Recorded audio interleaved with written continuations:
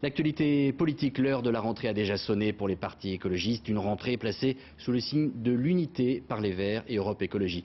Parmi les différents thèmes abordés à Nantes dans leur université d'été, la désignation du futur candidat à l'élection présidentielle attise la curiosité des nombreux militants, d'autant qu'un consensus semble se dégager autour d'Eva Joly. Sur place, reportage d'Hélène Hugues avec Antoine Husser. Eva Joly écoute beaucoup, parle encore peu. Et pourtant les écologistes n'ont pratiquement plus d'hésitation. C'est elle qu'ils veulent comme candidate en 2012. Une idée de Danny Cohn-Bendit, son mentor en politique. Eva Joly a un avantage extraordinaire, c'est qu'elle a la naïveté d'une jeune en politique.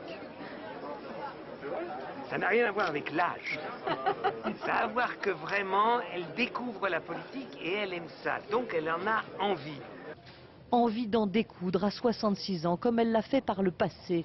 Dans les années 90, juge inflexible, aux méthodes musclées, elle instruit l'affaire Elf, n'hésite pas à s'attaquer aux puissants, Roland Dumas, Bernard Tapie, un passé qui lui vaut aujourd'hui une image d'intégrité. Moi, je menais un combat contre la financiarisation à outrance de l'économie, contre les paradis fiscaux et contre l'injustice. Alors, si ces valeurs-là sont des valeurs de gauche, je pense que je peux les incarner.